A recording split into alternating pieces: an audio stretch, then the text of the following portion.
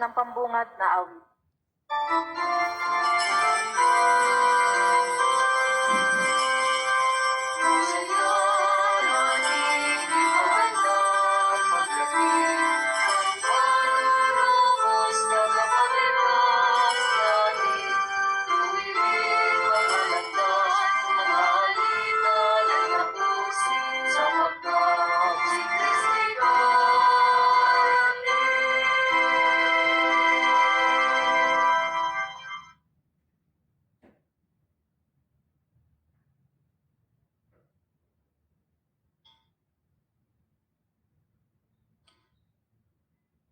Sa ngala ng Ama, ng Anak, ng Espiritu Santo. Amen. Ang pagpapala ng ating Panginoong Jesucristo, ang pag-ibig ng Diyos Ama, tampay kipagkaisa ng Espiritu Santo, naway sumainyong lahat. At sumainyo rin.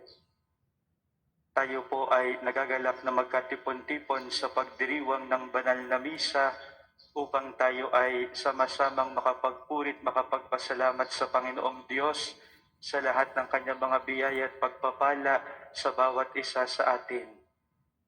Ang Ebanghelyo ngayong araw na ito ay nagpapaalaala sa atin na ang Diyos ay palaging dumadating sa buhay natin. Nawa, maramdaman natin ang kanyang pagdating at palagian nating makita ang kanyang pagkilos sa buhay natin upang palagi nating may ayon ang ating sarili sa kaniyang kalooban. Isasama natin sa ating panalangin ang mga naghandog ng pamisa, kasama na po ang intensyon ng bawat isa sa inyo na naririto sa pambansang dambana ni Santo Padre Pio, mga pilgrims galing sa iba't ibang lugar.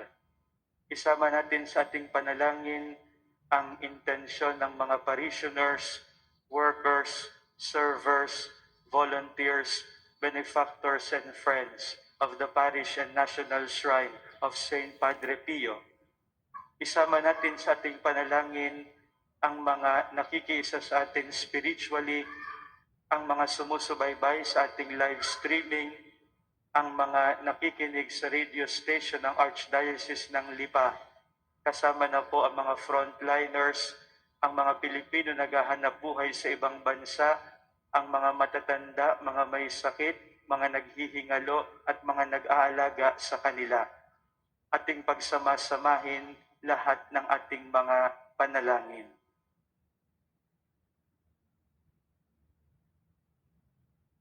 Ating aminin ang ating mga kasalanan upang tayo maging marapat gumanap sa banal na pagdiriwang.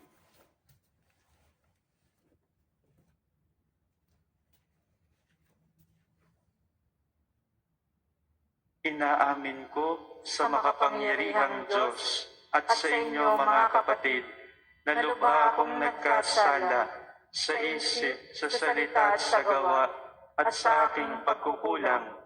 Kaya sinasamo ko sa mahal na Birheng Maria, sa lahat ng mga anghel at mga banal, at sa inyo mga kapatid, na ako'y panalangin sa Panginoong ating Diyos.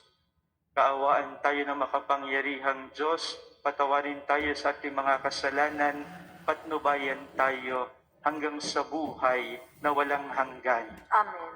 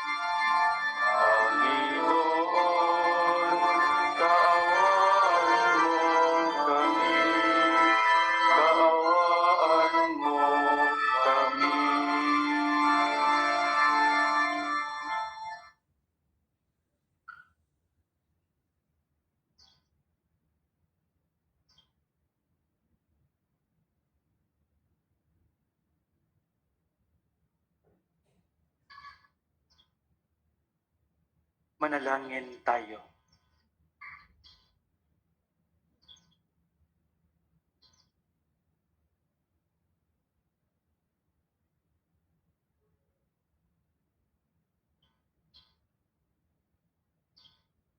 Ama naming makapangyarihan, ipakita mo ang iyong paglingap sa iyong pag-antig sa aming kalooban upang maihanda ang daraanan ng iyong bugtong na anak.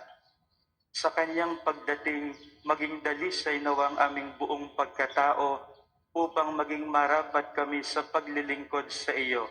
Sa pamamagitan niya kasama ng Espiritu Santo magpasawalang hanggan. Amen.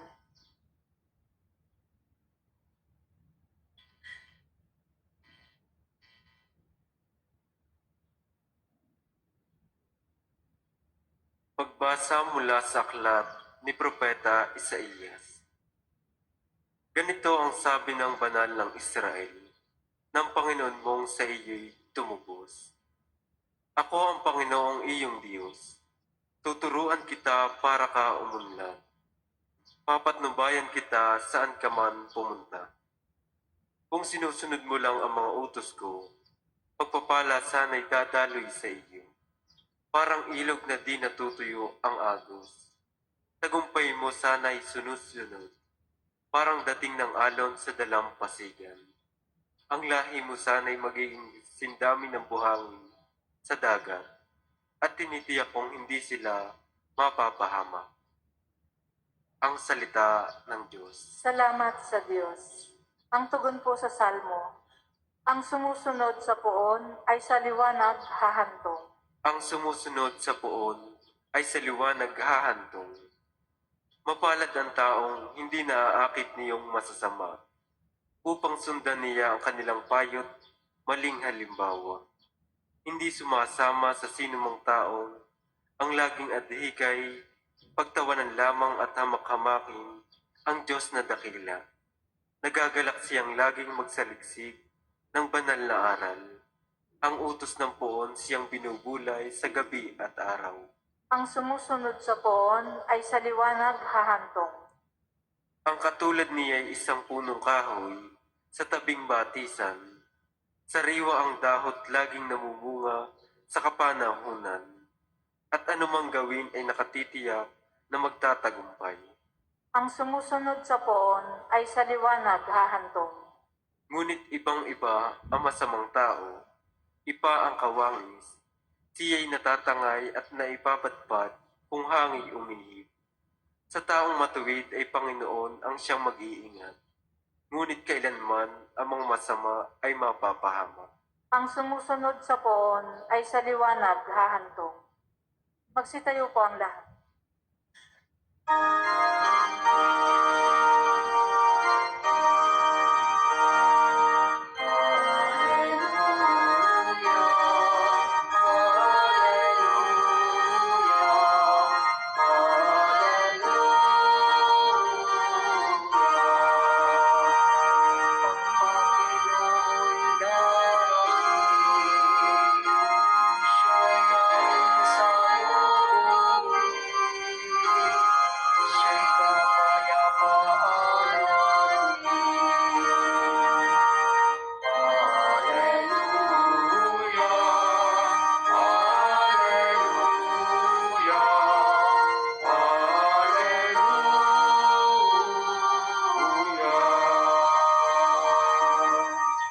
Sumainyo ang Panginoon. At sumainyo rin.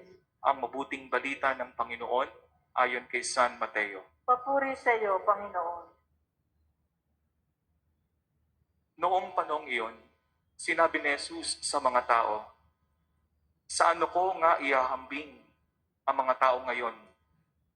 Katulad sila ng mga batang nakaupo sa plaza at sumisigaw sa kanilang mga kalaro. Tinugtugan namin kayo ng plauta, ngunit hindi kayo sumayaw. Nanambitan kami, ngunit hindi kayo tumangis. Sapagkat naparito si Juan na nag-aayuno at di umiinom ng alak. At sinasabi nila, inaalihan siya ng demonyo. Naparito rin ang anak ng tao na kumakain at umiinom. At sinasabi naman nila, masdan ninyo ang taong ito, matakaw at magkalasing, kaibigan ng mga publikano at mga makasalanan.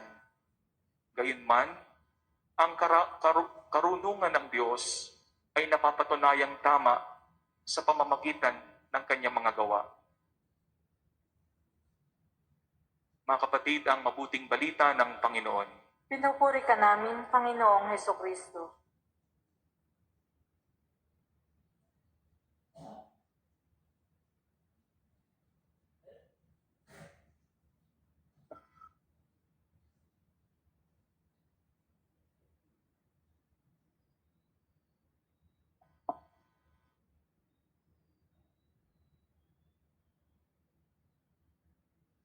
Ang bawat isa po sa inyo ay tinatanggap namin dito po sa National Shrine of St. Padre Pio. Atin pong espesyal na tinatanggap dito po sa National Shrine ang mga sisters and teachers ng Casa del Niño Jesus di Pagbilao, Quezon, nakasama po ni Father Emon Panganiban. Palakpakan po natin sila at ang bawat isang naririto. Atin pong binabati lahat po ng pilgrims galing sa iba't ibang lugar. Kasama na po ang mga parishioners natin. Isinasaalang-alang po natin sa ating pananalangin ang mga nakikiisa sa atin spiritually, lalo't higit po ang mga nanonood sa ating live streaming at ang mga nakikinig sa radio station ng Archdiocese ng Lipa. Ang misa pong ito ay nakabroadcast sa radyo, kaya ito po ay napapakinggan sa buong probinsya ng Batangas. Nais po nating bumati sa lahat po ng mga nakikinig at nawa po sa ating sama-samang pagninilay ng salita ng Diyos, ang biyaya ng Panginoon ay dumaloy din sa inyo-inyong mga tahanan. Akin din pong espesyal na binabati ang mga Rotarians sapagkat palagi pong ipinapasa sa kanilang private messages ang misa po ng National Shrine, lalo tigit sa pamamagitan ni Karine. Kaya nais ko pong batiin ang Rotary Club of Lipa, ganoon din po ang Rotary Club of Sehongcheon sa Korea na pinagtulungan po na makapagkaloob ng isang service vehicle para po sa Cancer Warriors Foundation na nag-aalaga ng mga bata na may cancer. Sa panahon pong ito ay may 600 bata na may cancer ang inaalagaan ng Cancer Warriors Foundation, kaya kami po ay nagpapasalamat sa lahat ng tumutulong, kasama na po ang mga Rotary clubs. God is a God of surprises. Ang Diyos daw ay Diyos ng mga sorpresa. Ito po ang palagiang sinasabi ni Papa Francisco. Kaya si Papa Francisco po aayaw niya ng nakasara ang pagtingin natin sa mga bagay-bagay sa buhay natin. Ang palagi pong paalaala ni Papa Francisco, let us open ourselves to God. Pahintulutan natin na ang Diyos ay maging Diyos ng buhay natin. Kumilos ng ayon sa kanyang kalooban. Isakatuparan ang mismong plano, hindi natin, kundi ang plano ng Diyos. Tayo pong mga tao, pwede nating ikahon ang pagkilos ng Diyos sa pag-aakalang sa loob lamang ng kahong ito, pwedeng kumilos ang Diyos. Pwede nating isipin halimbawa na ang Diyos ay kumikilos lamang sa loob ng simbahan. Kaya tayo ay nagkakaroon ng maraming inspirasyon sa loob ng simbahan. Tayo ay nakakaisip ng mga bagay na makadiyos sa loob ng simbahan. pwede nating ikahon o ikulong ang pagkilos ng Diyos sa mga bagay na sa pagtingin natin ay tama at mabuti. Kaya naman kapag yung ibang tao ay may ginagawang mabuti o tama, pero hindi pasok sa ating sariling pagtingin, hindi natin nakikita ang pagkilos ng Diyos sa kanilang katatayuan. Mga pinakamamahal, napakahalaga po ng paalaalang ito ni Papa Francisco. Ang Diyos ay Diyos ng mga sorpresa. Pwedeng sa iyong pagbagsak na hindi mo inaakala na pwedeng kumilos ang Diyos, nandoon ang Diyos. Pwedeng sa iyong pagkakasakit na hindi mo aakalaing nandoon ang Diyos, pero kumikilos ang Diyos. Pwedeng mismong sa iyong pagkaligaw at pagkawala na hindi mo aakalaing nandoon ang Diyos, pero kumikilos pa rin ang Diyos.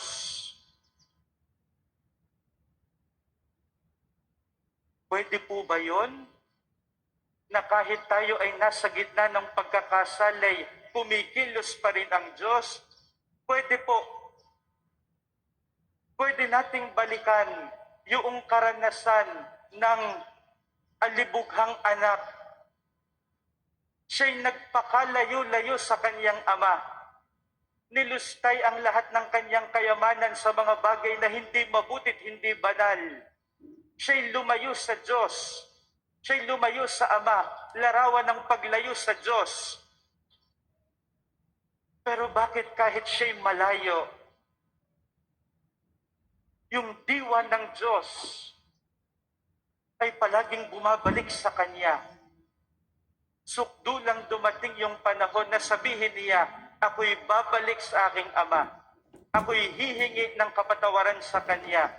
Ako'y maninikluhod sa Kanyang awa. Sasabihin ko sa Kanya, huwag niyo na po akong ituring na anak. Ituring na lamang ninyo akong alipin.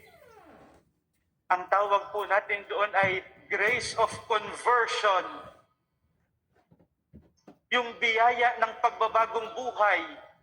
At dyan natin makikita mga pinakamamahal, ang kagandahang loob ng Diyos, ang kabutihan ng Diyos, ang Kanyang kabaitan, ang Kanyang pag-ibig at ang Kanyang habag. Lumalayo na tayo, hinahabol pa tayo ng biyaya ng Diyos. At yun mga pinakamamahal ay sorpresa ng Diyos. Be prepared with the surprises of God. Do not enclose God simply according to our own perspectives, which are very limited.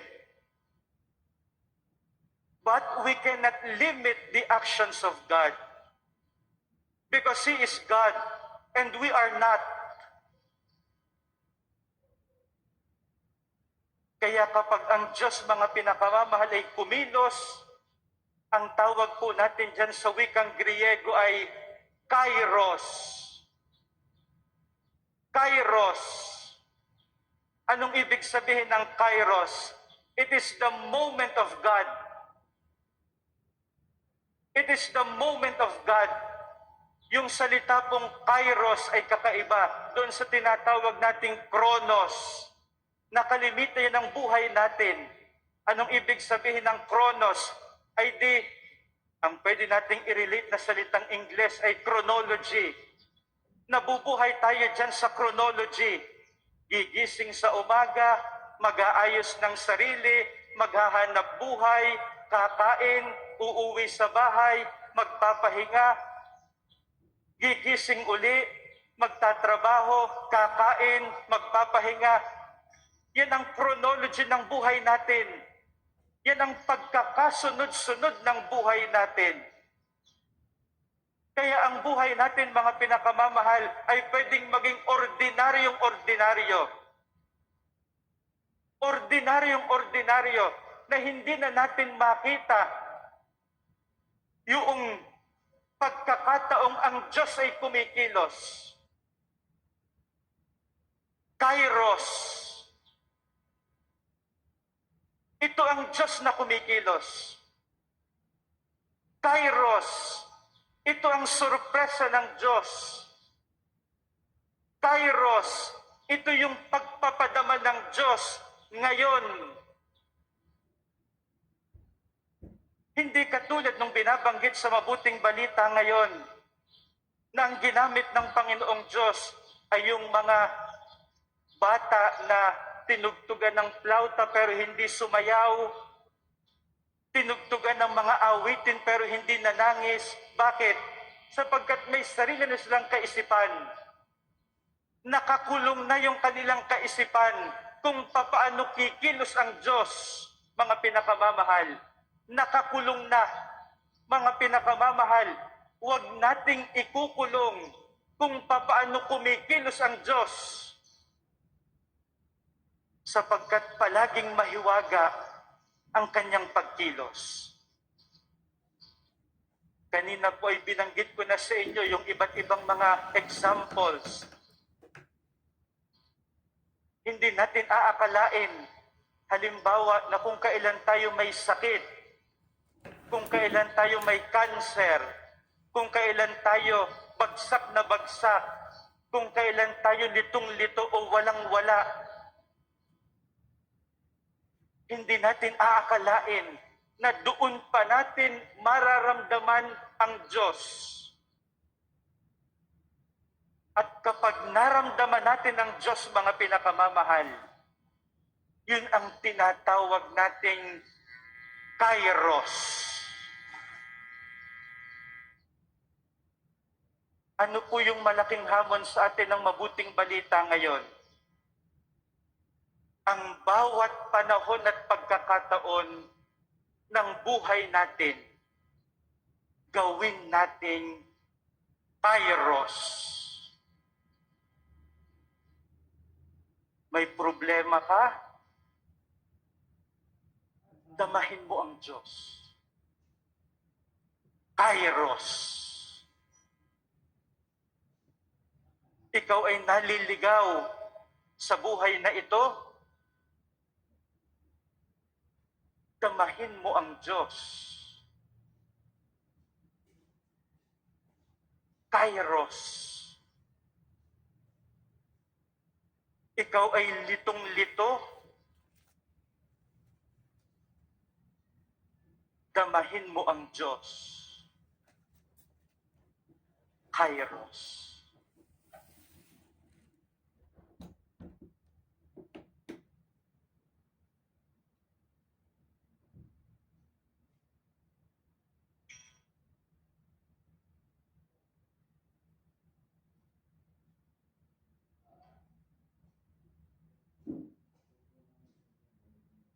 Para sa mga maghahandog ng sobre, pakihulog na lamang po sa buslo.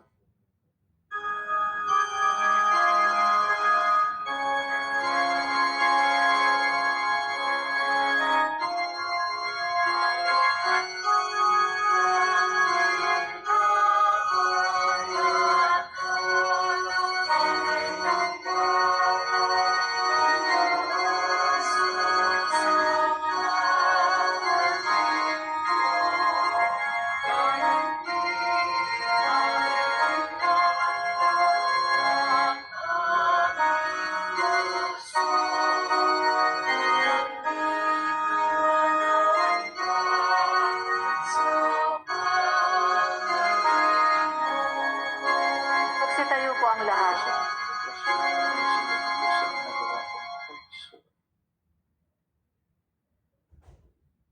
Nalangin kayo mga kapatid upang ang paghahain natin ay kalugdan ng Diyos amang makapangyarihan. Tanggapin nawa ng Panginoon itong paghahain sa iyong mga kamay, Sa sa kapurihan niya at karangalan sa ating kapakinabangan at sa buong sambayanan niyang banal. Ama naming lumikha, kalugdan mo ang aming mga panalangin at alay sa anumang kakulangan ng aming abang nakayanan Naway ang pag-ibig mo ang magbigay kapupunan sa pamamagitan ni Yesu Kristo kasama ng Espiritu Santo magpasawalang hanggan. Amen.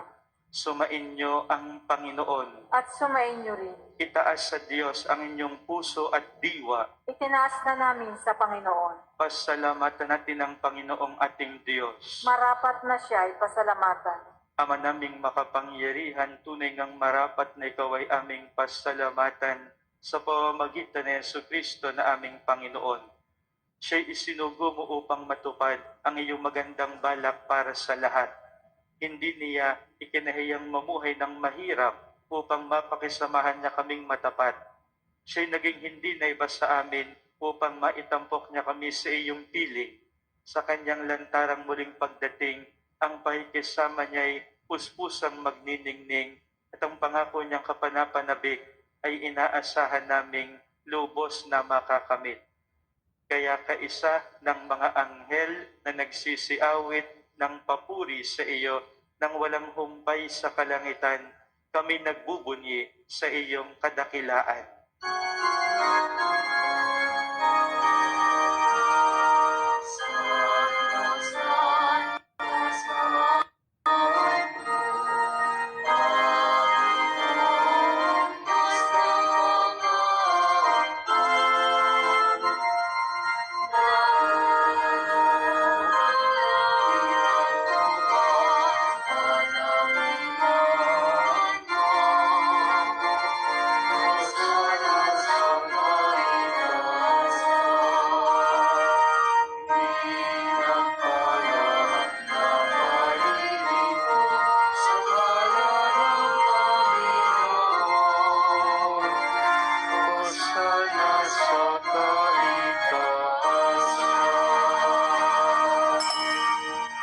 Kung hindi po kayang lumuhod, manatili pong nakatayo ng may paggalang.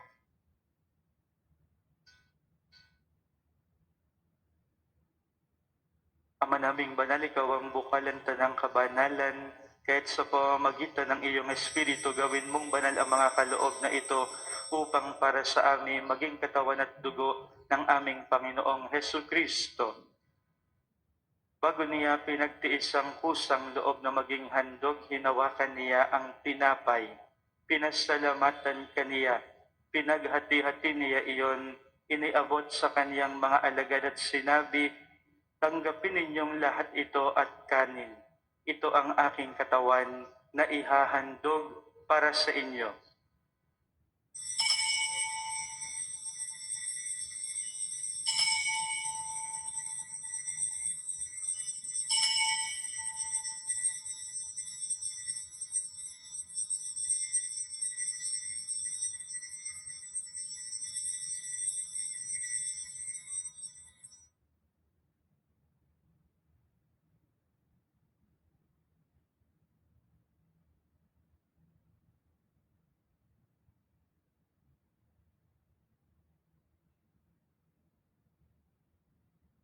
Hindi naman nung matapos ang hapunan, hinawakan niya ang kalis.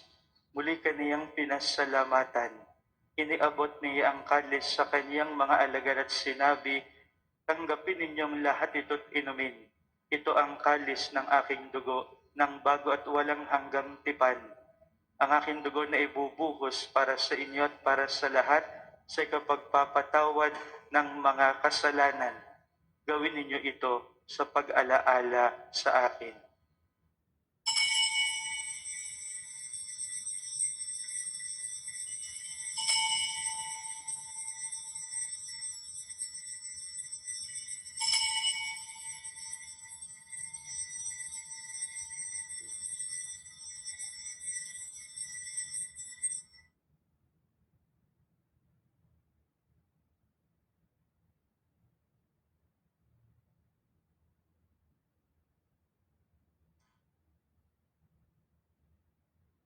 Ipagbunyi natin ang misteryo ng pananampalataya. Si Kristo'y namatay, si Kristo'y nabuhay, si Kristo ay babalik sa wakas ng panahon. Ama, ginagawa namin ngayon ang pag-alaala sa pagkamatay at muling pagkabuhay ng iyong anak. At inialay namin sa iyo ang tinapay na nagbibigay buhay at ang kalis na nagkakaloob ng kaligtasan.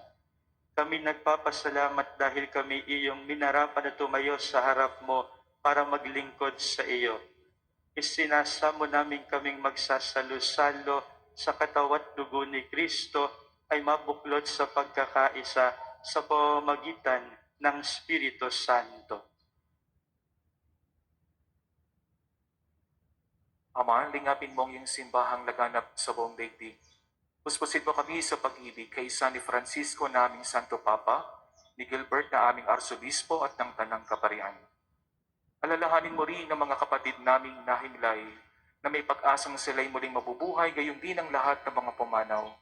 Kaawaan mo sila at patuloyin sa iyong kaliwanagan. Kaawaan mo at pagindapating kaming lahat na makasalo sa iyong buhay na walang wakas. Kaysa ng mahal na Bereng Maria na ina ng Diyos ni San Jose na kanyang esposo. Kaysa ng mga apostol at ng lahat ng mga banal na namuhay dito sa daigdig ng kalugod-lugod sa iyo. May pagdiwang nawa namin ang pagpupuri sa kararangal mo sa pamamagitan ng iyong anak na aming Panginoong Hesukristo.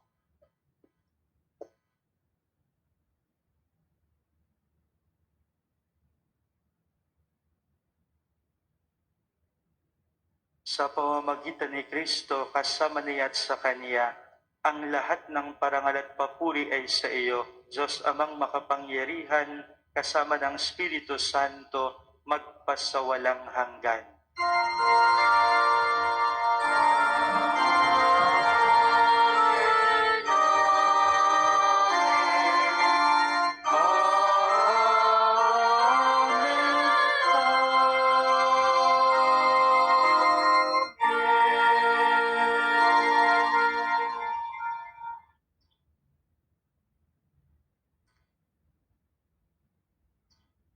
Ating darasalin ng sabay-sabay, Ama namin. Sumasalangit ka, sambahin ang ngalan mo, mapasa amin ang kaharian mo, sundin ang loob mo dito sa lupa para nang sa langit.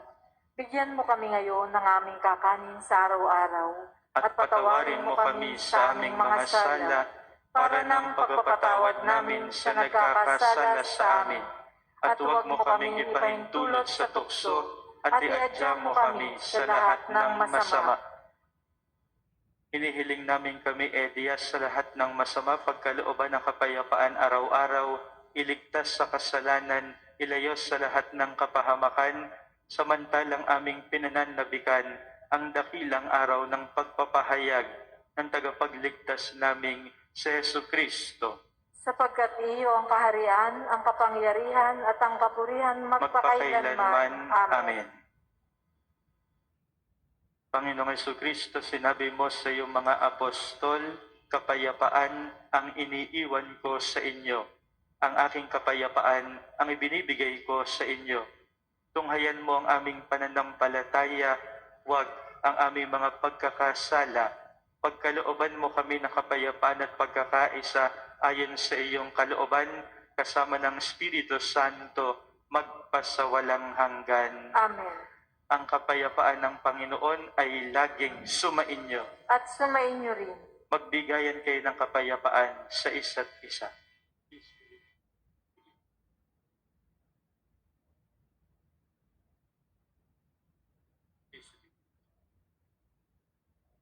Kordero ng Diyos na nag-aalis ng mga kasalanan ng sanlibutan, maawa ka sa amin. Kordero ng Diyos na nag-aalis ng mga kasalanan ng sanlibutan, maawa ka sa amin.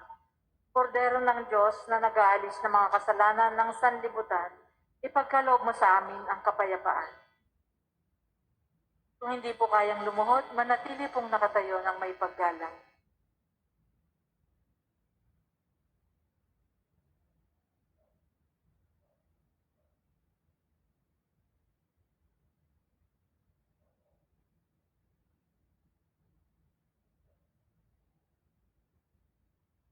Ito ang kordero ng Diyos, ito ang nag-aalis ng mga kasalanan ng sanlibutan, mapapalad ang mga inaanyayahan sa kaniyang piging.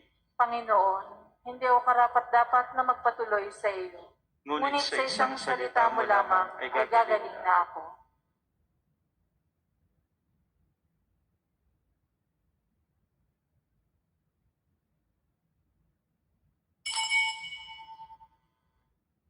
Magpapahayag tayo ng pananampalataya sa katawan ni Kristo na ating tatanggapin sa pamamagitan ng sabay-sabay na pagsagot ng Amen. Hindi na individual ang pagsagot ng Amen. Ang katawan ni Kristo. Amen. Saalang-alang po ang tamang pananamit bilang paggalang sa banal na komunyon.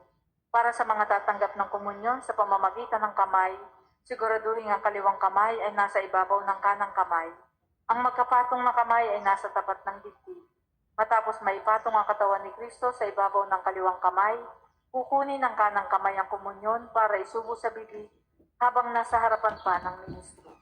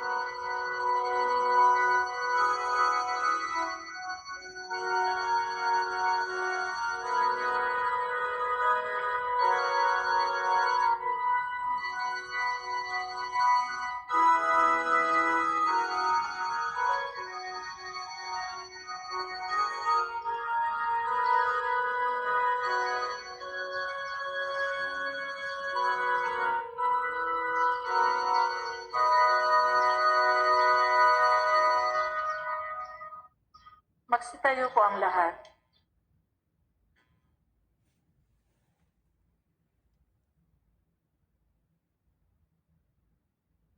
Manalangin tayo.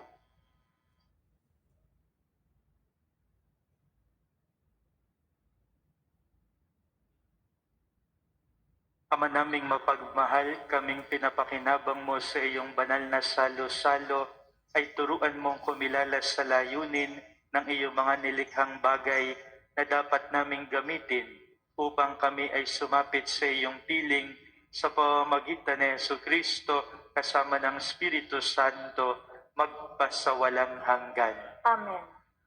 Para po sa nasa kanilang tahanan na hindi makatatanggap ng komunyon sa paraang sakramental, atin pong darasalin ang panalangin para sa espiritual na pakikinabang.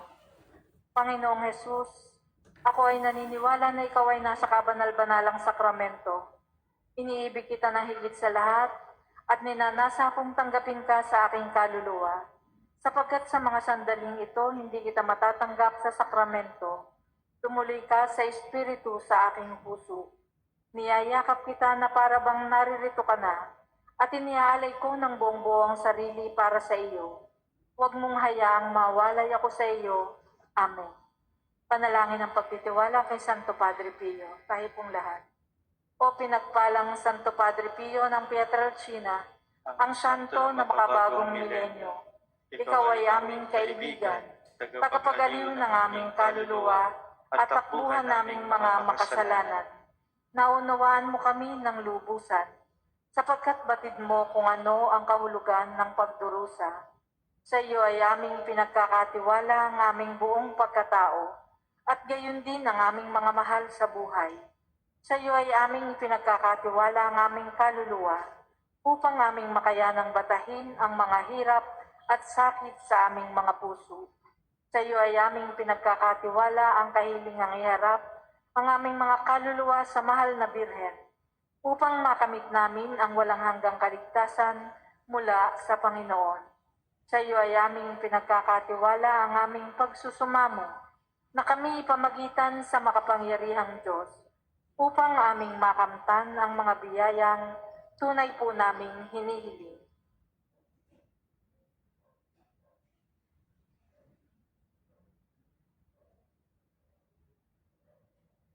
Ipagsanggalang mo kami laban sa mga panlilinlang at kasamaan ng mundong ito.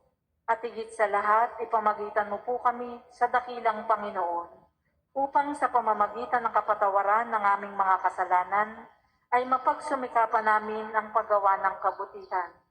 Luwalhati sa Ama, sa Anak at sa Espiritu Santo, Kapara noong una, ngayon at magpasawalang hanggan. Amen.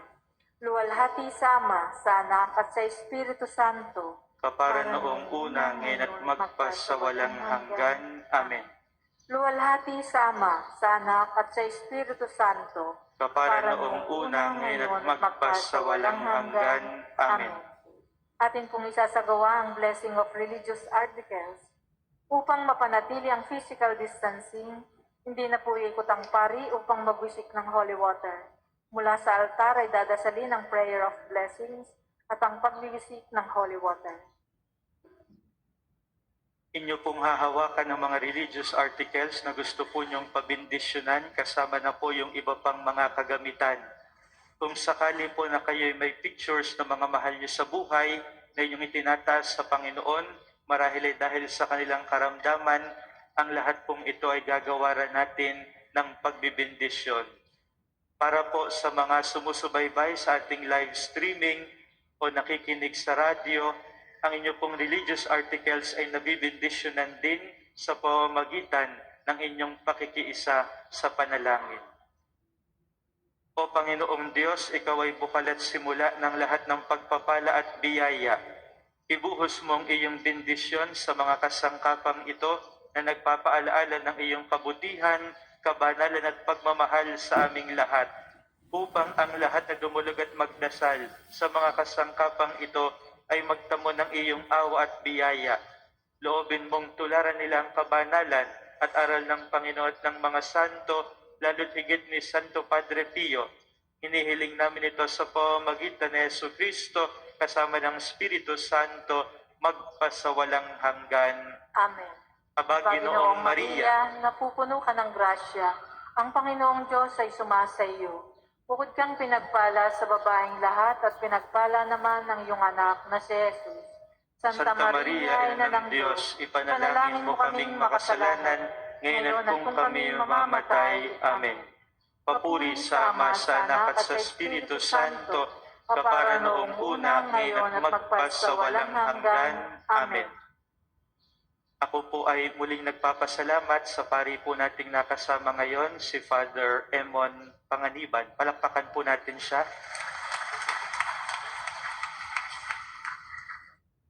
Nagpapasalamat po tayo sa lahat po ng mga pilgrims na dumalaw po sa atin. Kasama na po ang mga sisters and teachers ng Casa del Niño Jesus di Pagbilao, Quezon. Kami po ay nagpapasalamat sa inyong pagdalaw. Mag-iingat po kayo pag-uwi ninyo. Sumain niyo ang Panginoon. At sumain niyo rin. Pagpalain kayo ng makapangyarihang Diyos, ang Ama, Anak at Espiritu Santo. Amen. Amen. Humayo kayong taglay ang kapayapaan ni Kristo. Salamat sa Diyos.